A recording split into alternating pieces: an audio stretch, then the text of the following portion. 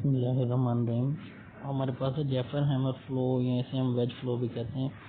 तो हम कंसीडर करेंगे इनकम्प्रेसिबल फ्लूइड फ्लो है through a wedge around the wedge in a figure as shown, figure जैसे हम दिखा रहे हैं ना।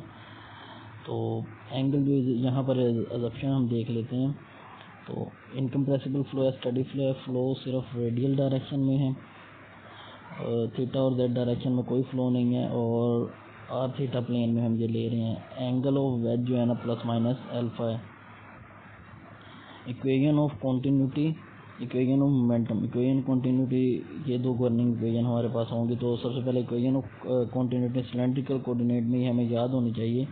Partial rho by partial t plus 1/r partial by partial r rho r v r plus 1/r partial by partial theta rho v theta plus partial by partial theta partial z rho v z is equal to 0। अब यहाँ पर देखें steady flow होने की वजह से पहली term 0 हो जाएगी ना, और दूसरे छोड़ के तीसरी और चौथी टर्म भी 0 हो जाएगी, क्योंकि ना तो थीटा डायरेक्शन में और ना ही जी डायरेक्शन में फ्लो है ना।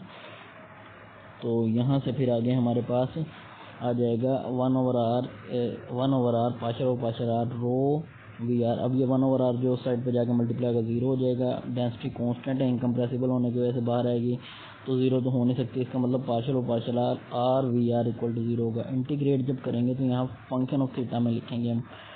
वेलोसिटी जो है वो थीटा फंक्शन ऑफ, यहाँ पर सी जो है फंक्शन ऑफ थीटा लिखेंगे, कांस्टेंट जिसे हम कहेंगे इंटीग्रेटिंग कांस्टेंट। अब यहाँ पर वी आर की वैल्यू निकालें तो सी थीटा आर आ जाएगा, और सी थीटा को एफ थीटा के इक्वल लिया, तो ये वी आर एफ थीटा दोनों फॉर्म में रिप्रेजेंट कर दिए। बाउंड्री कंडीशन अगर देखें तो at theta is equal to 0 v r finite होगी कोई उसकी वेलोसिटी, तो इसका मतलब उसमें जब पुट करेंगे तो v r f of theta की जगह जब 0 पुट करेंगे आर फाइनाइट यानी वी नॉट, और एफ ऑफ 0 को सी नॉट से रिप्रेजेंट किया तो v naught c naught over r आ जाएगा, या v naught is equal to f of 0 r आ जाएगा। ये वी नॉट और सी नॉट दोनों पॉजिटिव हैं inflow, and for inflow it's negative. Outflow की पॉजिटिव, इनफ्लो के लिए नेगेटिव। डायमेंशनलेस बनाने के लिए वी स्टेरिक से रिप्रेजेंट कर रहे हैं, वी आर और वी नॉट हो जाएगा, f theta over r f 0 over r हो जाएगा ना, आर से r cancel, f theta over f of 0 को कैपिटल एफ थीटा से रिप्रेजेंट कर दिया, और वी आर अगर निकालें तो वी नॉट एफ थीटा आ जाएगा।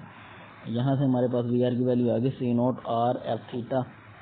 ये रिक्वायर्ड वेलोसिटी प्रोफाइल है। यहाँ तक जो है ना चांसेस बहुत ज़्यादा हैं, और वॉल्यूम फ्लो रेट ये यहाँ तक ज़रूर चांसेस हैं कि पूछा जाएगा, साथ में शायद शेयर स्ट्रेस पूछ लिए जाएँ।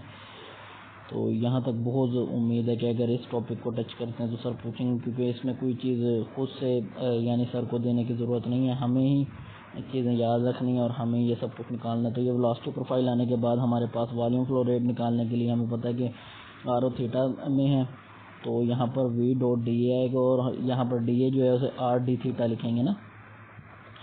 तो यहाँ पर हमारे पास वी आर निकला हुआ है, वो लिखेंगे c naught r f theta, और माइनस अल्फा से alpha c naught f theta d theta, ये हमारे पास आंसर आ जाएगा वॉल्यूम फ्लो रेट का। उसके बाद हमारे पास है शेयर स्ट्रेस। शेयर स्ट्रेस निकालने के लिए पहले हम नॉर्मल स्ट्रेस निकाल लेते हैं, टा आर आर जो कि म्यू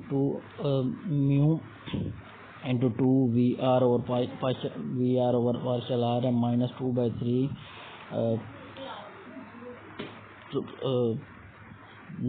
डेल्टा डॉट वी आ जाएगा हमारे पास। तो यहाँ पर इनकम्प्रेसिबल होने की वजह से ये 0 हो जाएगा ना, और इसी तरह हमारे पास फिर 2 mu partial r c naught f theta और आर आ जाएगा, और अगर इसमें देखें तो एफ थीटा सी नॉट बाहर आ जाएगा, और आर का डेरिवेटिव लेंगे तो -1/r² आ जाएगा। तो ये नॉर्मल स्ट्रेस इसके निकल गया -2 mu c naught f theta r²। ये फार्मूला हमें नॉर्मल स्ट्रेस का याद रखना होगा। इसके इसी तरह नॉर्मल स्ट्रेस जो थीटा डायरेक्शन में होगी वो इसके नेगेटिव के इक्वल होगी, तो वो 2 mu c naught f theta r²। इसी तरह ये शेयर स्ट्रेस आर थीटा जो ये भी याद रखना होगा, mu r partial v theta और partial r plus 1/r partial v r partial theta होगा। और यहाँ से क्योंकि थीटा डायरेक्शन में कोई फ्लो नहीं है तो 0 हो जाएगा ये वाली टर्म, और mu 1/r partial over partial theta c naught r f theta आ जाएगा ना, और यहाँ से ये टा आर थीटा जो है ये mu c naught r² f prime f theta के इक्वल आएगा। कोशिश कीजिएगा कि अगर हो सके तो इनके फार्मूले और सबसे पहले VR याद रखिएगा और इनकी जो वैल्यूज़ निकली हैं ये याद रख लीजिएगा, क्योंकि आगे अगर सर दूसरा टॉपिक देते हैं तो ये यूज़ होते हैं उसमें। तो वर्टिसिटी वेक्टर इसका निकालना है तो हमें पता है कि वो कर्ल ऑफ वेलोसिटी वेक्टर होता है, और कर्ल ऑफ वेलोसिटी वेक्टर अगर हम लेंगे तो वो सिलेंड्रिकल कोऑर्डिनेट में H1 ER, H2 Eθ, H3 HEZ आ जाएगा ना, पाशे और पाशे U1, पाशे और पाशे U2, पाशे और पाशे U3, H1 V1, H2 V2, H3 V3 और साथ में ये मल्टीप्लाई हो रहा है ना। और ये सिमेट्रिक कोफिशिएंट जो H1 H2 H3 है ये हमारे पास 1R1 के इक्वल होते हैं। U1 U2 U3 जो है वो VR Vθ Vz के इक्वल आएंगे। पुट करेंगे हमारे पास हमें पता है कि R डायरेक्शन में सिर्फ फ्लो है तो वेलोसिटी कंपोनेंट जो U1 है वो आएगा VR और बाकी ज़ीरो होंगे ना। इसी तरह जब हम यहाँ से इसको एक्सपेंड करेंगे तो हमारे पास आ जाएगा 1/r minus Pasha Pasha theta VR EZ।